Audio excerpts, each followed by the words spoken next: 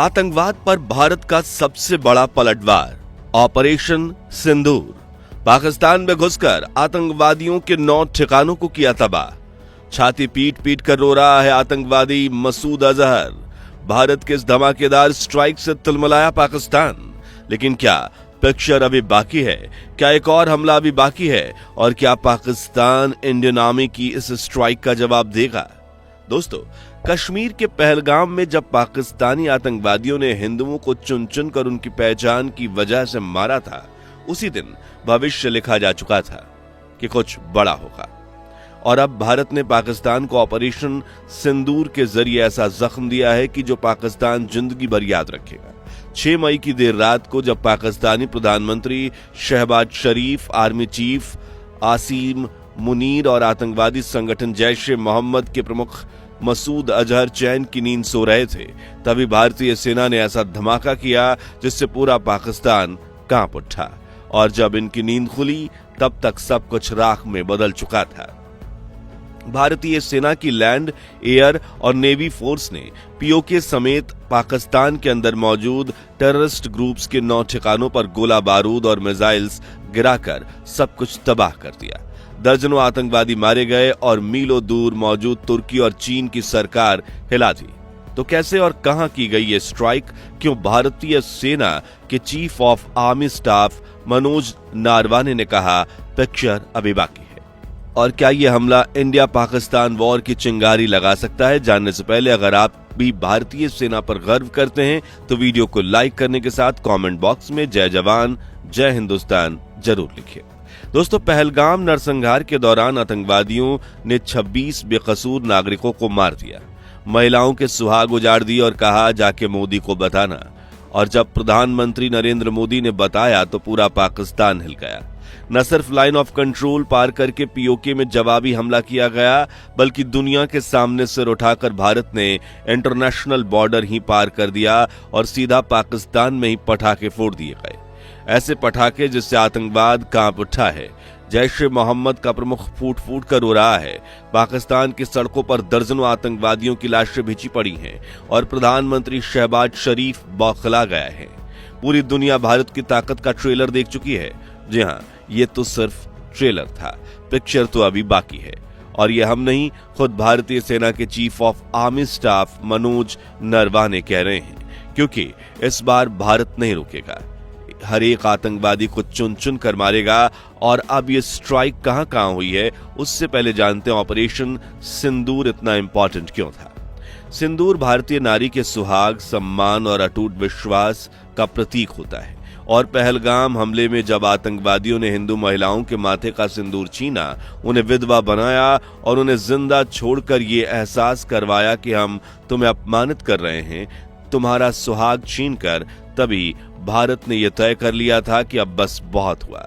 अब हम पाकिस्तान को उसकी असली औकात दिखाएंगे, आतंकवाद को उसी के घर में घुसकर खत्म करेंगे और पूरी दुनिया को दिखा देंगे कि भारत शांत है। इसका मतलब ये नहीं कि कमजोर है, फिर चाहे महायुद्ध छिड़ जाए या तीसरा विश्व युद्ध। और इसी के साथ लॉन्च हुआ ऑपरेशन सिंदूर। 2016 में जब पाकिस्तानी आतंकवादियों ने उरी में हमला किया, उसके 11 दिनों बाद भारत ने पाकिस्तान में घुसकर सर्जिकल स्ट्राइक कर दी। 2019 में जब पुलवामा अटैक हुआ, 12 दिनों में बालाकोट एयर स्ट्राइक हुई और पहलगाम हमले के 2 हफ्ते बीत चुके हैं। भारतीयों की बेसब्री बढ़ती जा रही थी। पाकिस्तान का मनोबल अंदर ही अंदर टूट रहा था कि तभी पहलगाम हमले के 14 दिन बाद भारत ने 1:44 पर ऐसी स्ट्राइक की जिसने पाकिस्तान प्रशासन की रातों की नींद उड़ा दी। जी हां, ऑपरेशन सिंदूर में इंडियन आर्मी ने पाकिस्तान के 9 टेररिस्ट लोकेशंस पर 24 स्ट्राइक्स की।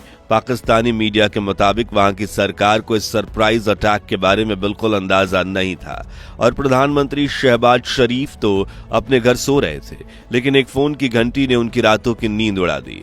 अचानक हुए इस हमले से शहबाज तिलमिला उठे और उन्होंने कहा, पाकिस्तान की धरती पर 5 स्थानों पर कायराना हमले किए गए हैं और हमें इस युद्ध थोपने वाले कृत्य का शक्तिशाली जवाब देने का पूरा अधिकार है और वो जवाब दिया जा रहा है। आगे वो लिखते हैं कि पाकिस्तानी सेना और राष्ट्र दुश्मन से निपटना अच्छी तरह से जानते हैं, हम कभी भी उनके नापाक इरादों को सफल नहीं होने देंगे। दूसरी तरफ जैश ए मोहम्मद आतंकवादी संगठन का गठन करने वाले मोहम्मद मसूद अजहर भी फूट फूट कर रोने लगे, क्योंकि पाकिस्तानी मीडिया के मुताबिक बहावलपुर स्थित जैश ए मोहम्मद के हेडक्वार्टर मरकज सुबहान अल्लाह पर भारतीय सेना द्वारा किए गए स्ट्राइक में मसूद अजहर की पत्नी, बेटा, बड़ी बहन सहित उसके परिवार के 10 में से 14 लोग मारे गए हैं। और उनकी लाशें गिनते हुए मसूद अजहर बोले, अच्छा होता कि मैं भी मर जाता। दोस्तों, पाकिस्तान में की गई ऑपरेशन सिंदूर स्ट्राइक की 9 लोकेशंस में जैश ए मोहम्मद आतंकवादी संगठन के 4 बेस शामिल थे। पहला, बहावलपुर शहर में जैश ए मोहम्मद का हेडक्वार्टर मरकज सुबहान अल्लाह। दूसरा, तेहरान कलान का सर्जिल, जो नए आतंकवादियों को भर्ती करने और ट्रेनिंग का कैंप था। तीसरा, कोटली में मौजूद मरकज अब्बास, जो हथियार रखने का अड्डा था और सुसाइड बॉम्बर्स को ट्रेनिंग देने की फैसिलिटी।